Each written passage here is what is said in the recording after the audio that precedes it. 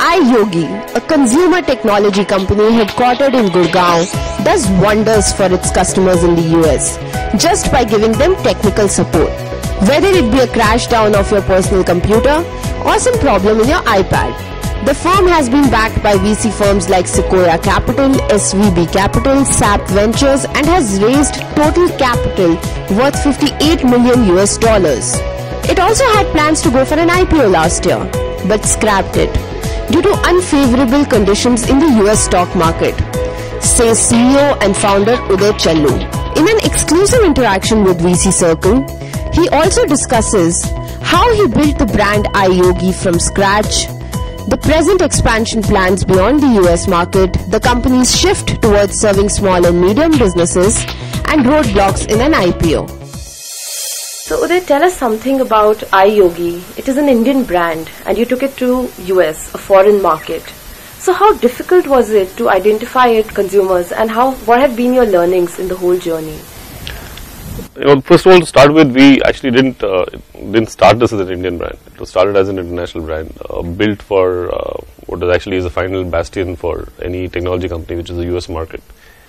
And so we positioned it based on the need we saw in the US market within the digital home consumer segment, and built it with a sense of purpose and gave the brand identity the same purpose which the business has, peace of mind for tech support. And so that really was the start of the business, and it was positioned, it was conceptualized as a branded service right in the beginning. We didn't sort of grow into that position. We started by defining what the brand is, and then everything else followed from that point onwards. Whether the strategy of marketing, the product, what it would do, its pricing, the service delivery methodology, the technology we needed to develop to deliver the services, all of it followed the brand strategy. So I think it was probably one of the first time in this country that a company has tried to define product and brand around an opportunity using a complete open canvas. And so it wasn't something which had been done elsewhere in the world earlier, that we were repeating it, or we were taking a successful model in some geography and implementing it in another geography. So it was thought ground up. And so that was, I think, was the most challenging part, and remains one of the most challenging parts of our business, as well as the most gratifying. So when and why did you decide that you should go beyond US? And at present, how much of your revenue pie is still US? US still comprises of a very significantly large section of our revenue, and it is always more than 70-80? Yeah, at the moment. Yeah. But it's changing. It's changing as we roll out our business in other areas. It's slowly started to change, and the change will start to become more accelerated and rapid, in the next couple of years. We moved from the US to UK. We moved to Canada, we moved to Australia, now we moved to the Middle East. We are now launching in Europe, and we are launching in India shortly. So when you go to new geographies, the way you communicate, the extension of the brand, the manifestation of the brand starts to take a little local color, right? Based on the environment you're playing with, who your competitors are, or what the opportunity of business is. So that evolution has to be thought through, and as we are going through. Also, the market opportunity changes, right? When we started this business, it was very much a PC-centric world, and the services support were all oriented around PC-based devices. Now the tablets and smartphones have come, yes, and networks have become wireless, and mobility support is a large part of what we do. So the brand evolution, both from a service standpoint and what it stands for a consumer, also evolves as the market opportunity changes. The other thing is that we are also the business has been built to service SMB customers and consumers. But we focused for the first 5 years only on consumer business, even though we had the capability both from a support standpoint, technology platform standpoint, of being able to support businesses too.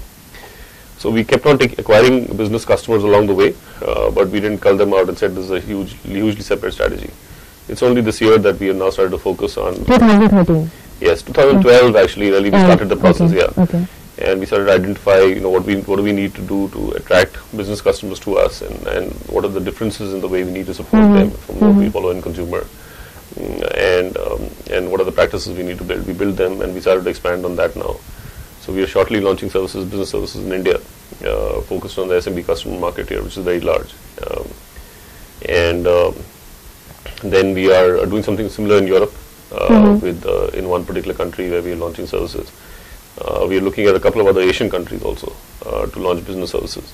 Okay. And so we'll enter the US market with business services after we've done 2 or 3 other countries. But it's not by design. I mean, it's an opportunity which is presenting itself. In India, it's by design. We wanted to start business services first, and then follow that and launch a consumer services.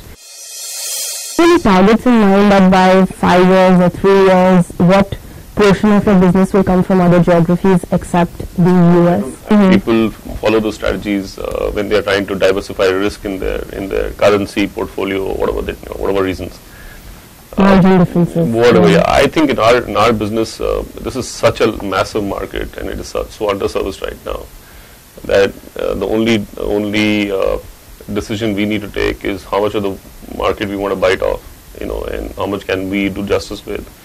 Where can we go in and win and maintain our dominance in that market. So it's as much as we can do in the time period we've got is what we're focusing on. And if we had bandwidth and we had capability to enter 10 markets, if that made sense, we would have done it. 2-3 years down the line, would you recognize yourself as a B2C company or a B2B company, or equally amalgamated? How does it look to you right now?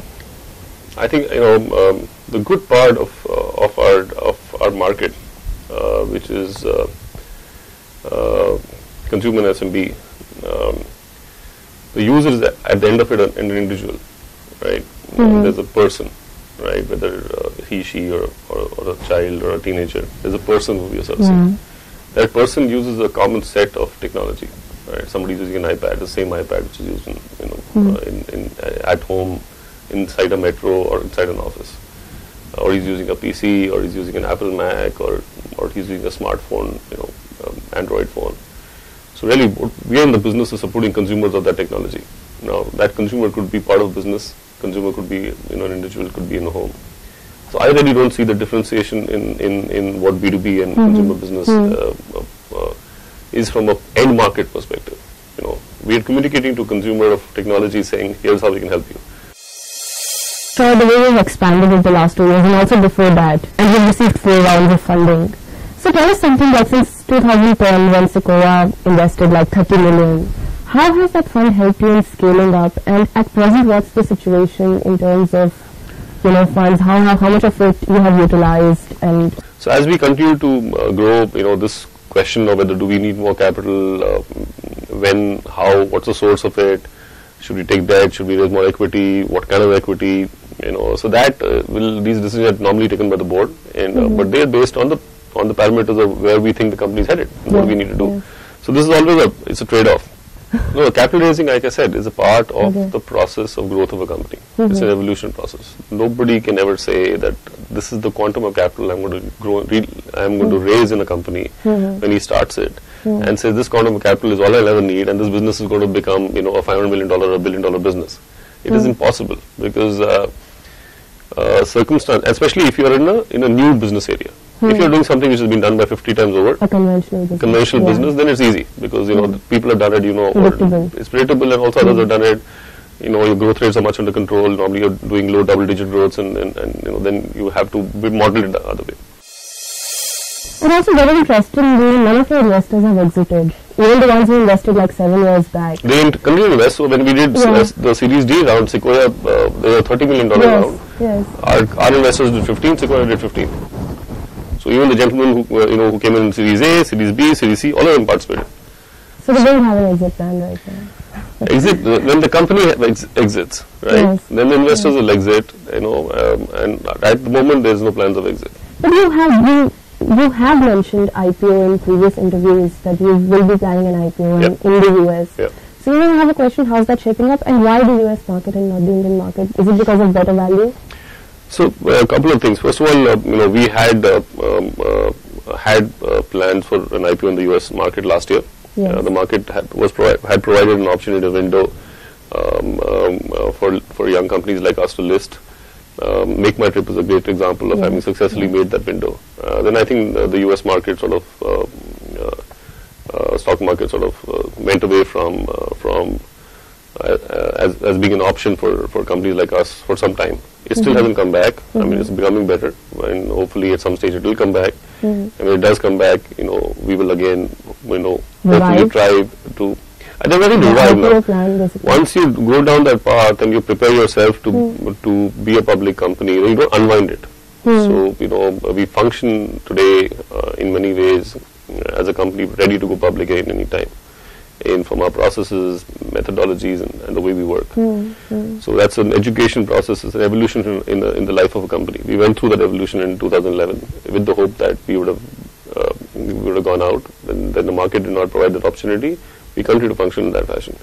As when the market is right, the timing is right, and the company thinks that it's ready again to file for a listing, we'll go out. The question by US, we are a US-centric consumer brand. Okay, in India, except for people who work with us and some ecosystem providers and some of our like DLF and our people who provide us pipes and our banks and some of our other partners, nobody else knows what iYogi is all about, right? Some friends in the media do, but we don't. Our business is not here. Though we are starting business now in India this year. It'll still take some time for us to become a national mainstream brand. In the US, I think we have reached a level of, I won't say top of the mind recall, but a level of recall. And doing an IPO there, is beneficial both for the brand recall. You do a big IPO in the US, it's successful. Our market is in America. So it will really help galvanize the brand and its recall value within consumers in the US. If you get followed and you're successful as a stock, people then see the trust and faith in the company develop over a period of time. So that's the logic of a US IPO. Having said that, it doesn't mean that we can't do an IPO in India. We can do an IPO in India. We can create the same kind of brand impact as we would have created in US. However, we are an internet company in consumer services and the home of in technology. And the home of consumer technology right now, as a market standpoint, is US. So for investors who invest in the Indian stock market, their correlation for other companies like ours, it'll be difficult to find. In the US, there are a ton of companies who have similar businesses like ours. They may not necessarily be in technology, but they could be in other areas of consumer services. Or the technology companies were not in services but in the same market as we operate with similar business models. So it's easy to benchmark your company and your financial performance, your business performance and your capability against other successfully listed companies. And that's important from a point of view of getting peer recognition as you're a listed company. In India, that's tough to find. Let's take travel. So make my trip listed in the US. So there's some comparable in the US for other travel companies. In India, there's none. If they're listed here, who would they get benchmarked with? If you get up and say, I'm the best and the #1 company in this world, in this space, and there's nobody to compare with, then you're the best. You could be the worst, but you still be the best, right? But if there are 10, then you can say, here's why I'm better, right? So that's why when you take these decisions of where you're going to list, they're based on a bunch of criterion. One of them is the fact that you have to have peers in that stock. So are there other listed companies of your profile in the US? Lots of them. I mean, consumer services and internet is a massive market area. Yeah, they're not necessarily in the tech support space. Okay. Not exactly similar profile. But that doesn't matter. That doesn't matter. If you're a general category, you're talking to the same set of customers. You're after the same share of the wallet. So the investor starts to understand the demographic. They know, okay, this is a $150 billion business. And so here's the need for the service, and then you can collaborate. And, people take investment decisions based on market data, and that if it is ratified by other ratification points, just helps. Okay. There's one very important question for our audience perspective. So do you feel that before going for an IPO, you need to reach some scale, or do you think you've already reached that scale that you want to go for an IPO? And could a PE raise also happen, or a VC raise also happen before the IPO? So I think IPO is a financing activity. Okay. Right? Okay. It's not an exit activity. It's a financing activity for the company. And the company raises money and then continues to grow. And some companies do multiple IPOs, right? They may raise money again and again as they see more opportunities. So first of all, for a company standpoint, it's just a financing activity. That financing activity can happen from venture, it can happen from growth equity, it can happen from private equity, it can happen from the IPO market, right? So that decision, as I said, is always a timing issue. availability, but timing, I'm sure need. you do have a timeline for that. No, it doesn't. If I'm out in the market right now, desperately needing money, then certainly I have to have a timeline. But that's not the case in our case, at least. So we will continue to do what we're doing, grow the business, and continue to talk to investors. Continue to meet them. It helps in propagating the brand and the story. I'm also a great believer that the category of business we have created out of India, Vishal and I, and our management team, is a unique category which is a good indicator of the next generation of businesses which should get created out of India. What are your future plans in terms of scale? In terms of, if you could give us some indication on the number of customers, how you. I told you, we're launching. I think that number of customers now is a all clients, all probably, So we are, like I said, we have started services in India, starting services in India shortly. I told you about the expansion we're doing in other geographies. I told you about we launched this cloud services platform which is being licensed by other technology companies to service their customers. So that's a major shift from the way we've been doing our business.